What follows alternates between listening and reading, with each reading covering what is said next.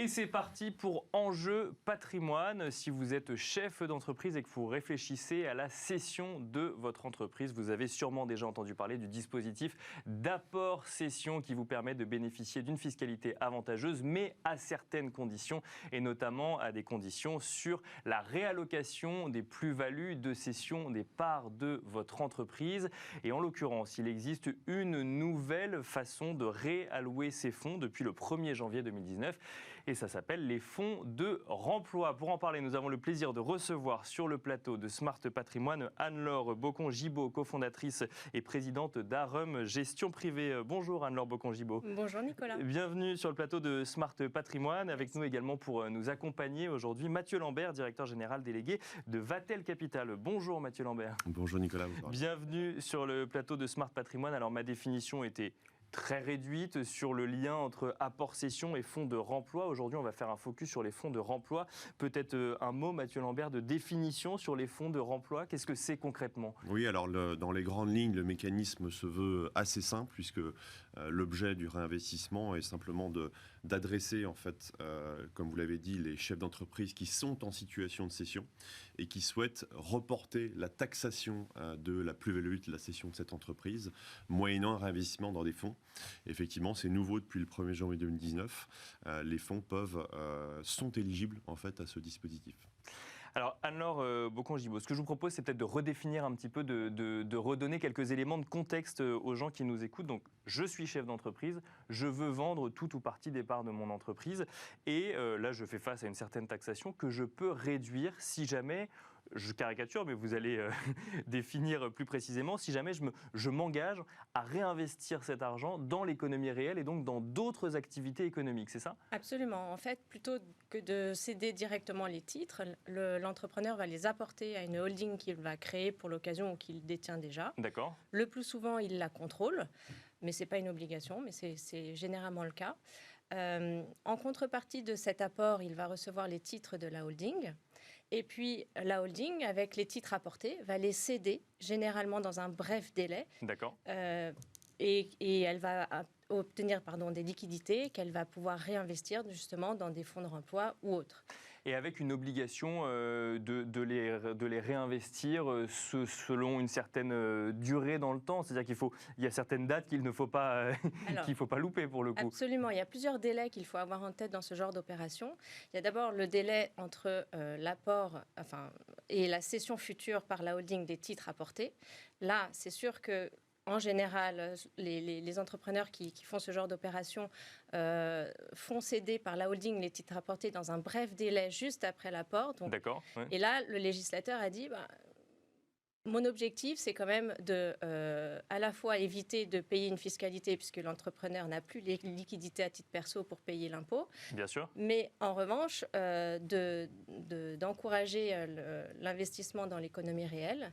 Et donc, lorsque la cession des titres par la holding a lieu 3 ans après l'apport ou dans les 3 ans après l'apport, là, le report d'imposition, donc le différé d'imposition dont parlait Mathieu tout à l'heure, tombe, sauf si la holding réinvestit les titres dans les 2 ans de la cession. D'accord, donc ou on les conserve au sein de la holding, ou on les cède, mais là, il faut les réinvestir. Absolument. Donc, après 3 ans, c'est la première date, et ensuite, il faut que ce soit dans les 2 ans, à partir du moment où on a cédé les titres de la holding. Absolument, c'est tout à fait ça.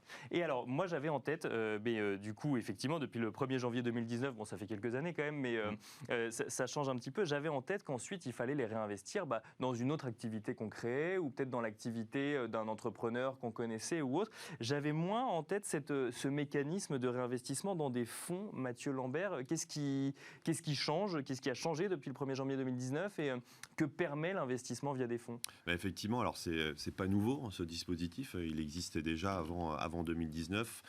La loi de finances a simplement permis d'élargir en fait les cibles, les typologies d'actifs éligibles pour faire son remploi aux fonds d'investissement de type private equity. Donc ce sont globalement les FCPR, les FPCI, fonds professionnels de capital investissement, les SLP et autres véhicules éligibles dans l'Union européenne qui peuvent exister dans le monde du private equity. Et donc on investit directement dans des entreprises sélectionnées via un fonds et on prend des parts d'entreprise. Donc là pour le coup, j'imagine qu'il y a une durée de détention qui qui va être un peu plus conséquent. Alors, l'un n'empêche pas l'autre, c'est-à-dire qu'on va pouvoir combiner, et je crois que la vraie réponse, c'est aussi l'allocation de remploi pour faire à la fois du direct, ce qui était possible dans l'ancienne mouture de l'article 150.0 BTR, puis des fonds, où là, véritablement, en fait, on va confier à un professionnel dont c'est le métier de créer une allocation de sous-jacent dans le fameux fonds de remploi, pour bien diversifier les placements, pour, là aussi en matière de risque et de prévision de résultats, c'est quand même quelque chose de beaucoup plus rassurant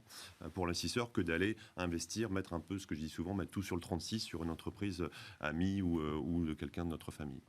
Parce que justement, Anne-Laure Bocon-Gibaud, ensuite quand intervient la sélection finalement de ce dans quoi on doit investir, là il y a différents cas, il y a différentes modalités à avoir en tête lorsqu'on est ancien dirigeant d'entreprise, puisqu'on a vendu ses parts du coup. Oui, tout à fait. C'est ce que soulignait Mathieu tout à l'heure, c'est que vous avez un remploi qui peut être direct dans des sociétés et où du coup vous avez un délai de détention qui est relativement court, obligatoire, 12 mois. Ou un délai... mais peut-être plus risqué, c'est ça? Ou pas forcément? Enfin, après, tout dépend de son appétence ou de la compréhension de l'entreprise en question, mais en tout cas, on met tous ses œufs dans le même panier. Potentiellement plus risqué, puisque vous investissez directement au capital d'une entreprise, soit en ayant le contrôle au sens du dispositif, soit en augmentation de capital ou en création d'entreprise, soit en financement de moyens d'exploitation. D'accord. Donc, c'est sûr que c'est une dose de risque qui est quand même assez importante. Mais depuis, effectivement, les cessions qui interviennent depuis le 1er janvier 2019, c'est vrai que vous avez un remploi indirect via des fonds qui, du coup, mutualisent davantage le risque. Et comme le disait Mathieu, on peut tout à fait faire un peu des deux. C'est pas exclusif l'un de l'autre. Est-ce que vous, par exemple, c'est quelque chose que vous conseillez de faire un petit peu des deux, ou est-ce que c'est quelque chose que les chefs d'entreprise gardent en tête en se disant bon, il y a quand même telle ou telle entreprise avec lesquelles j'ai travaillé, donc j'aimerais investir en direct, et en même temps investir dans des fonds, ça me protège un peu, donc c'est vrai que ce serait pas mal aussi. Oui, ça peut nous arriver bien sûr de conseiller les deux, mais c'est vrai que la première partie, le remploi direct, il est quand même très spécifique. Il faut déjà avoir des cibles. Avoir soit des liens avec d'autres entrepreneurs qu'on a envie d'encourager, soit croire à une... Durement au projet, bien sûr. Voilà, au projet. Donc, c'est pas si simple. Et d'ailleurs, le fait d'avoir ouvert au remploi indirect permet d'avoir plus de sérénité dans ces opérations d'apport-cession parce qu'on a une manne, un choix qui est champ des possibles, qui est beaucoup plus grand et beaucoup plus facile finalement auquel il est beaucoup plus facile d'avoir accès. Mathieu Lambert, si je comprends bien, en fait, la particularité du fonds de remploi, c'est les gens qui peuvent y investir. C'est à l'entrée. Ensuite, quand on investit, dans le fonds, on va trouver finalement des investissements classiques comme dans d'autres fonds de private equity, où là aussi il y a des spécificités. Alors il y a un certain nombre de spécificités. Alors le délai tout cumulé est de 7 ans. D'accord. Je m'explique. Effectivement, comme on l'a rappelé, suite à la cession de l'entreprise d'exploitation, donc le cash remonte dans la holding qu'on a créée en amont. Donc là, on a déjà 2 années en fait pour réaliser son investissement. Et là, souvent, l'entrepreneur se retrouve dans une situation où, voilà, moi j'ai été entrepreneur, j'ai réussi, mon remploi 2 ans, je vais avoir le temps de faire ce réinvestissement. Donc c'est souvent le réflexe premier du dirigeant de se dire c'est bon, je vais pouvoir faire. Nous, on constate, en étant en contact des dirigeants, que finalement 2 ans, ça passe assez vite. Bien sûr. Trouver une entreprise digne de ce nom, si je puis m'exprimer ainsi, dans laquelle on souhaite réinvestir, c'est pas forcément évident. Là aussi, c'est un métier d'investir. Et donc, les fonds de remploi peuvent être aussi une réponse, parfois en fin de parcours, dès 2 ans. J'ai toujours pas investi au bout des 2 ans. Tiens, finalement, exactement. Il existe des fonds. On a souvent ce cas-là, du reste. Ensuite, j'ai une notion d'appel de capitaux, ce qu'on appelle les commitments. Et ça, pour le coup, le texte a été remodelé dans le temps, puisqu'il y a eu une deuxième mouture valable depuis le 1er janvier 2020, cette fois-ci, qui permet de simplifier un petit peu le mécanisme de la souscription, puisque vous n'investissez pas, que ce soit en direct ou dans un fonds, en claquant des doigts du jour au lendemain, évidemment. Donc, lorsque vous investissez avec votre holding au sein d'un fonds, vous allez faire ce qu'on appelle un engagement, de dire, voilà, je vais souscrire X milliers d'euros au sein de ce fonds. Et le fonds, derrière, a 5 ans pour déployer cet actif dans des activités éligibles qui sont à 75% des actions de type PME ou petites ETI, principalement non cotées, plutôt en AK ou en création d'entreprise. Attention, il y a là aussi des choses trappes. On ne peut pas réinvestir dans des activités pour gérer en fait son patrimoine personnel, qu'il soit mobilier ou immobilier. Donc ça, c'est un chose trappe important à avoir en tête. Donc on peut pas acheter des locaux d'entreprise par exemple ou de l'immobilier. On ne peut pas gérer son propre patrimoine dans les ciblages de sociétés de réinvestissement dans l'emploi. Un autre élément important qui est un chose trappe, le cash out est interdit.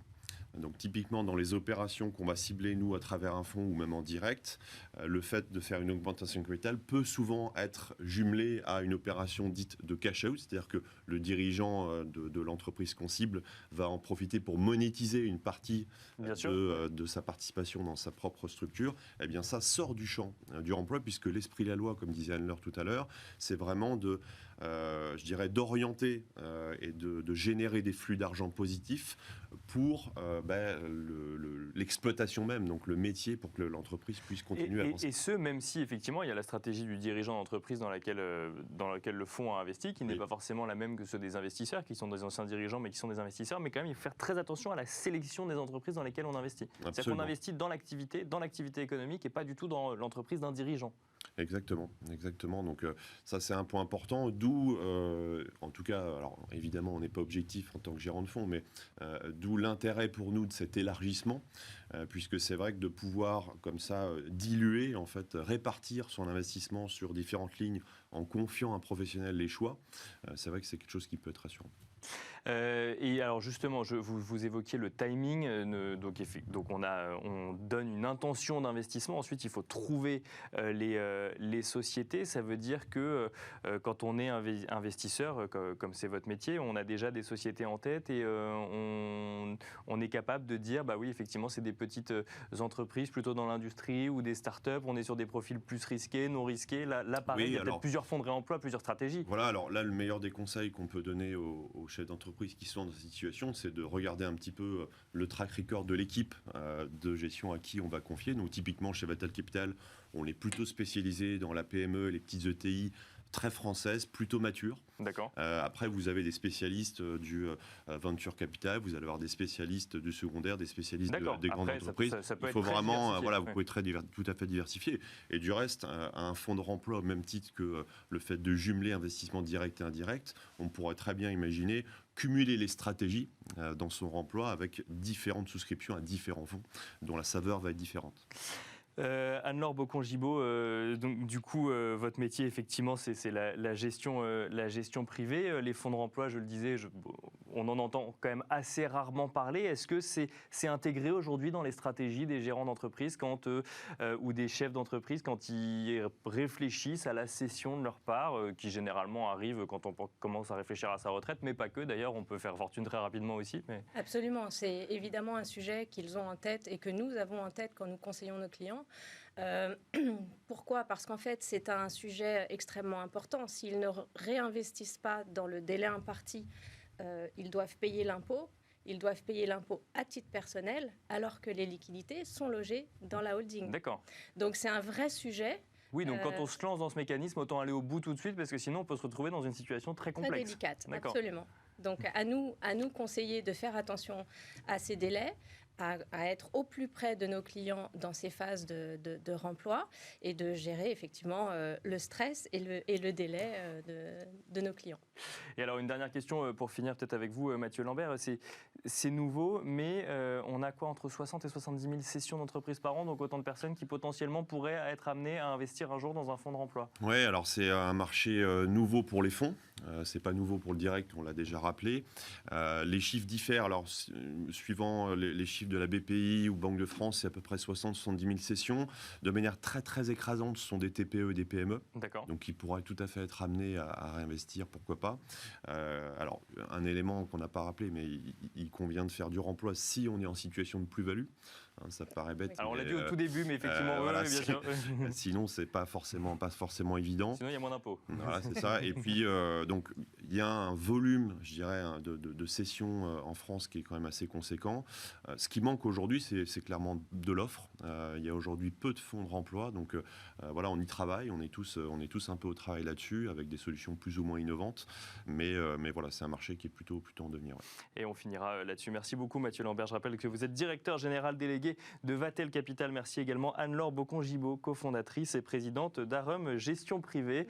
Merci à vous de nous avoir suivis et je vous donne rendez-vous demain à 13h pour un nouveau numéro de Smart Patrimoine sur Bismart.